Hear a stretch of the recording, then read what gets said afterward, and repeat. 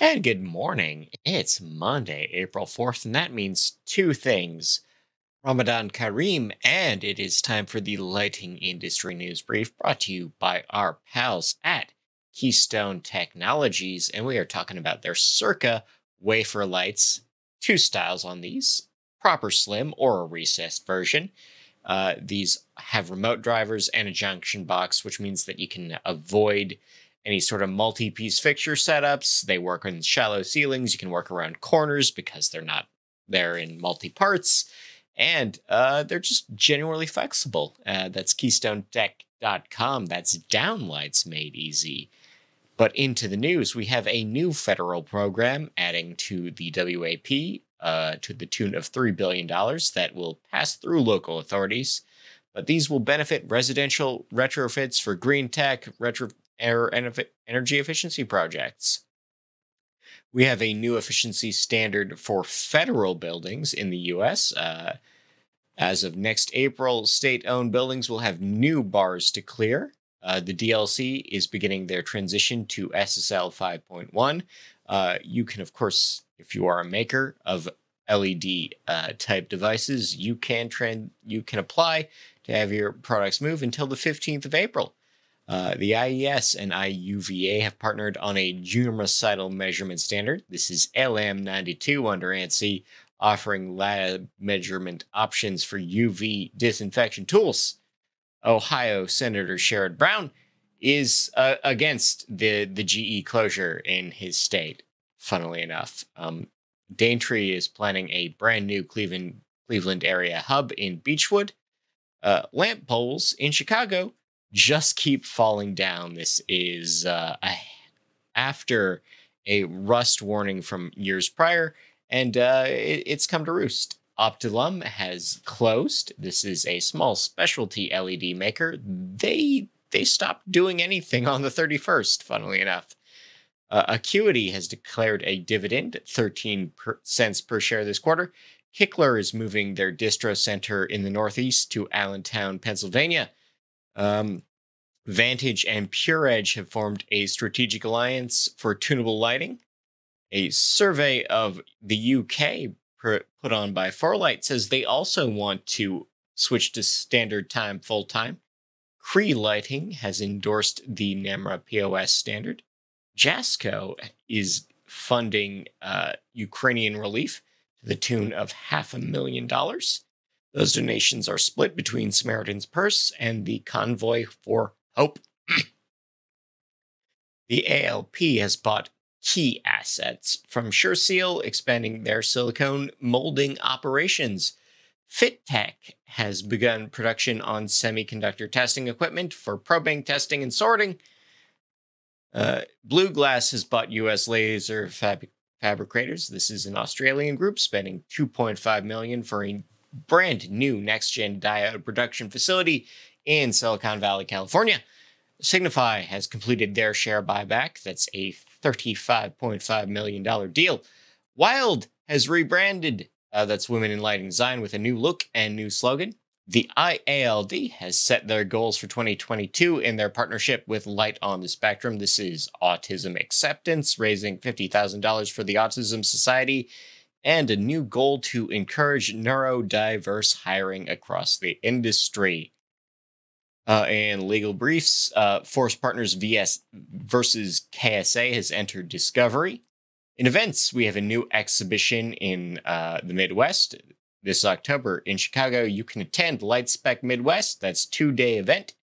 Light Fair likes big booths, no lies. Larger exhibition space is planned for the next event. The Tesla Award submission deadline has been extended till the 15th. Brightstar has announced their judges panel.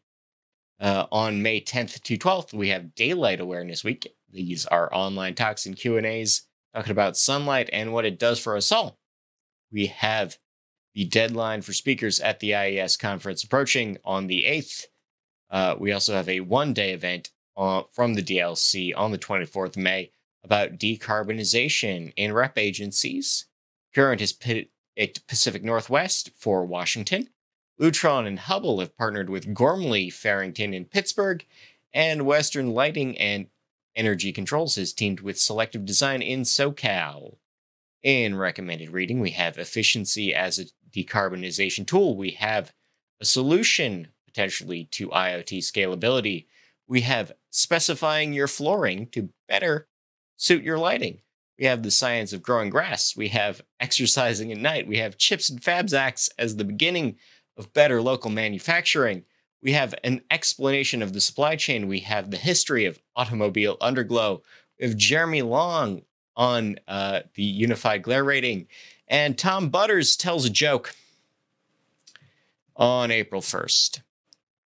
So in September 1993, the internet became a genuine den of vipers. And since September of 2014, those vipers have gotten more sophisticated and have targeted broader arrays of people, really spread their activities out to the genuine detriment to society as a whole and safety in general. And so the idea that on one day of the year we should all just wear colorful snake costumes because it's fun, that shows a lack of respect for your audience and a lack of respect for yourself. We don't tell lies anymore. Mr. Butters, Mr. Reed, you're better than this.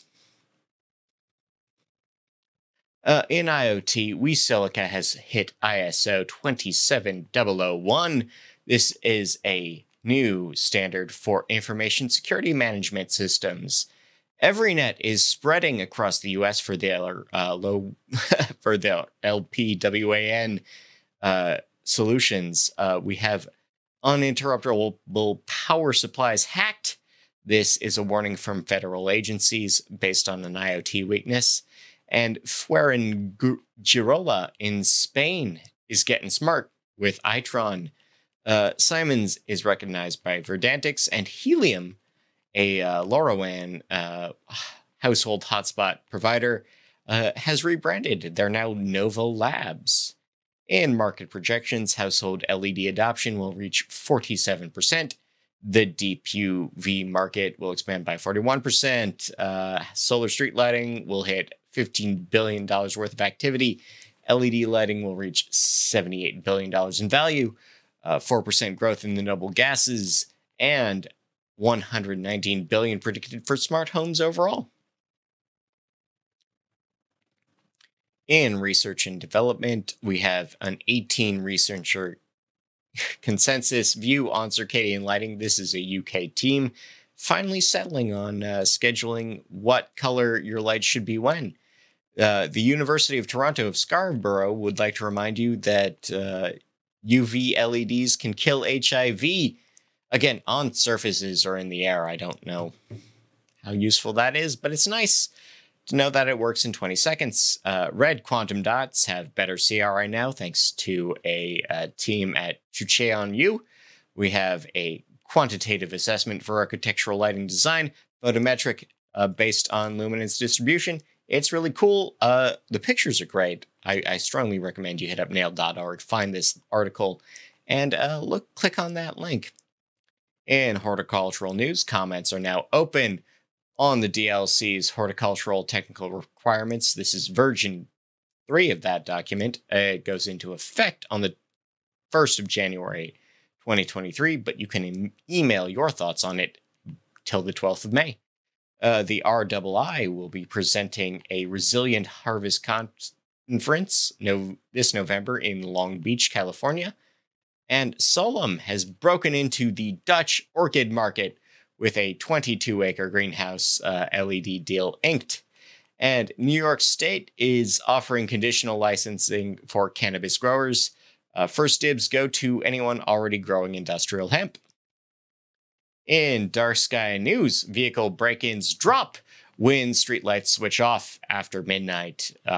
They might actually just be moving to better lit streets. Funny that. BC Hydro will be addressing Kamloops' brightness concerns. Ain't that great?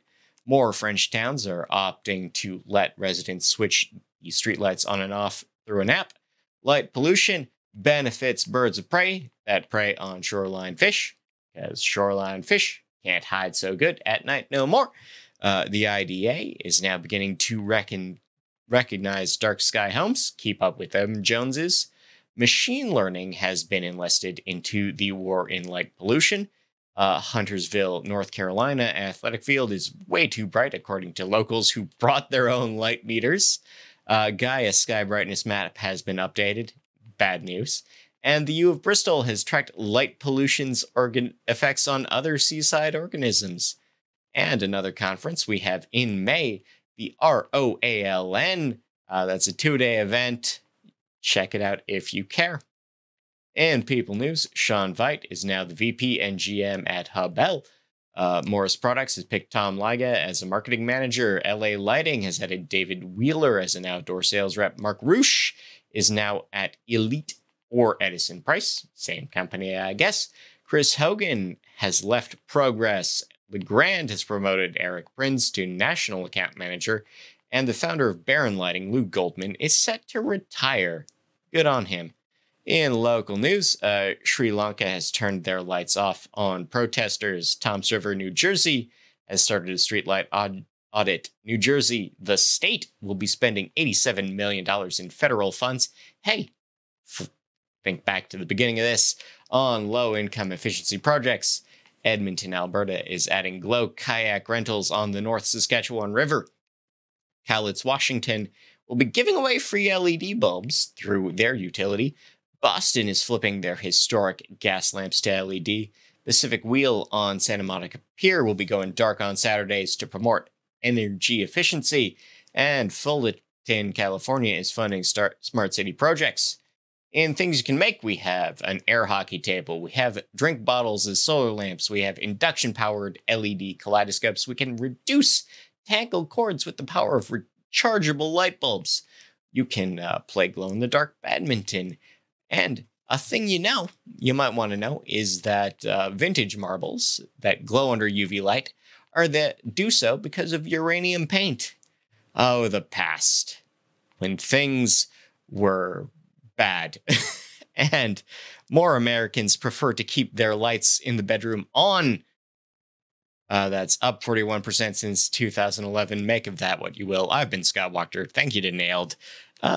Wherever you find this, thanks for listening. Leave a review if you can. Share it with a friend if you can.